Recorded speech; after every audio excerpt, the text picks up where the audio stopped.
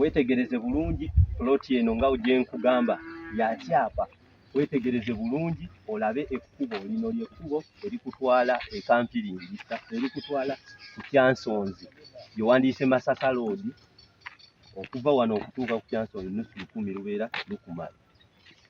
Ekitundu kino tunuzaake eno ye kampiringisa ye factory zeoba by'ebyobulimi ebiri mu kitundu kino era amasannyalaze go gaatuyambye amasannyalaze gali kumpi ddala.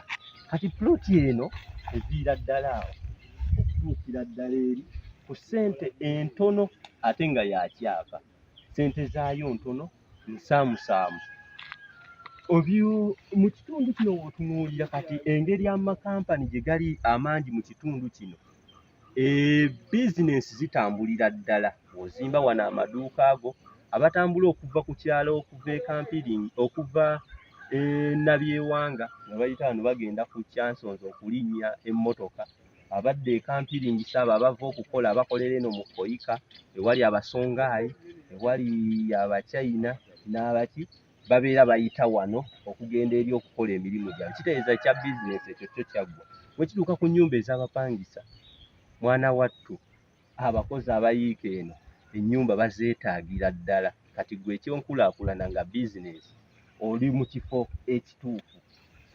Ekitundu kino w'okitunuulira ekikyayimiriddewo ku bulimi obulimi bwo bwaggweerawo ddala okuleka okugenda okusoma wali ku Koyika n'osoma okuyiga ebyobulimi okulima ewafunda n'ebyobulimi ebiri modern. Naye bw'otunuulira ab'ekitundu kino kati bizinesi zaddamu n'ekibuga tewakyaliwo njawulo. Bangi basula eno ate nga bakolera mu kibuga.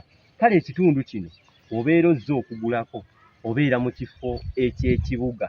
Tuli mu Mpigi district mu ggombolola y'e Kammengo omuluka gw'emuyira okuva ku stage okutuuka mu kibuga waliwo kilomita 35 okuva mu kibuga okutuuka wano ku stage. Ate okuva ali ku stage otuuka wano waliwo kilomita 2 zokka boda etwalirawo nusu 1,500 era abeera akusedde ennyo zibeera 2,000 zokka. Kale ekifo nga kino obeera weetaaze okifuna ku ssente entono. Osobola okuba ku ssimu 0754 62 88 5 WhatsApp kweri oba okukoppa ku mitimbagano egyo ku Spotlight News Media ennamba ezo kweziri era w'okuba otuukira ddala ku director wa Spotlight News Media ate era nga yavunaanyizibwa ku bifo bino n'akutuusa ekituufu. Ekyapa kye nkugamba ebyapa omanyi abantu ennaku zino baba gwe ekyapa totunuulira mpapula oli akuwanga block number plot number n'ogenda n'okebera. Kati Empigi ku lands gw'olubeera ng'oweetaaga genda Empigi ku lands ojja kufuna ekyapa kino tusobola okukutuusaako ekyapa kino ku bbeeyi ensaamusaamu. Toweesiba mu bupangisa totandika na kinene tandika n'ezo ssente entono z'olina ojja kulaba. Oli bweru oli Dubai Saudi Arabia wagenda kuba kyeyo osobola okutereka ssente zo mu byobugagga byo. Bangi bava ebweru nga bakubye ekyeyo ssente zaabwe ne basanga nga baazirya. Toteresa ssente zikema ssente kikemo okuziteresa omuntu wabula ebintu nga bino ebikalu ng'ettaka tebiremerera kutuusaako. Gwayagala ebintu ebikalu webi wano ku Spotlight News Media twagala oyige ate ng'olinako ebyo.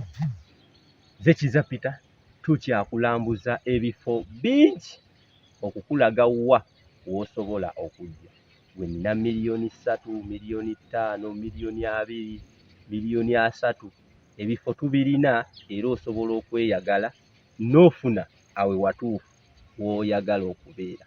Kifo nga Kyabadaaza wano Kammengo Kampiringisa Kateera ku luguudo lw'Ekiboga tusobola okutuusaako bulungi ebifo ebyo byennyini ku ssente ensaamusaamu n'otere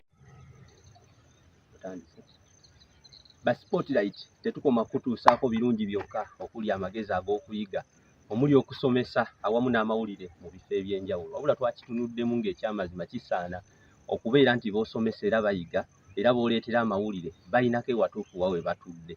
Mu kitundu kino we tuli bayitawo Embute Kampiringisa ku kyalo Nabyewanga. Eno we wasibuka ekitongole ekya Koika. Kampani wonna zeetooloddewo era kifo kirungi nnyo, amasannyalaze gali kumpi.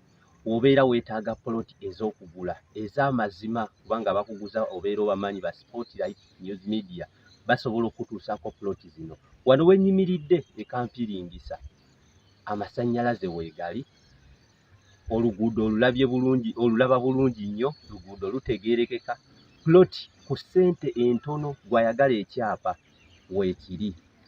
Ayagala ekyapa weekiri, osobola okufuna ekyapa ku ssente entono ensaamusaamu. Ew'okuzimba webeera maka osobola okuzimbawo wano wennyini w'olaba. Bwe gabeera bizinesi oli ku kkubo kwennyini, bw'ayagala 5 ku 10 weeri, bw'ayagala 5 ku 5 osobola okufuna. Naawe ebbeeyi yakuteesa bwe kuba ku ssimu bukubi ojje ove mu bupangisa. Obupangisa bunyuma nnyo nga tebakubanja wakasasula, wabula naye tefuuka yiyo. Ne bw'olisasula okumala emyaka 3 terifuuka yiyo, osigala ng'oli mupangisa. Wabula ewo w'ozimbye n'ewaba watono nga gw'olabawo ng'ewafunda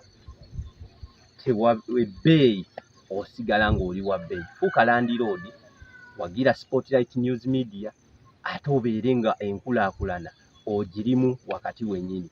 Ploti zaffe ze tutunda ziri ku Masaka Road wano Embute Kampiringisa. Ne bw'oba oyagala mu bifo eby'ekyalo ng'oyingiddeko ng'ekateera, nawe osobola okufunayo ploti ku bbeeyi ensaamusaamu, miliyoni 2, miliyoni 3 osobola okututuukirira ne tukutuusaako. Ebyo byennyini n'ofuuka landiroodi. Naye no weeyagalira mu nsi yo, kiba kibi nnyo okubeera ng'oli mu nsi naye nga toyinaamu kako, ng'ensi ne weebeera efunye obuzibu olaba toyina kyofiirwa.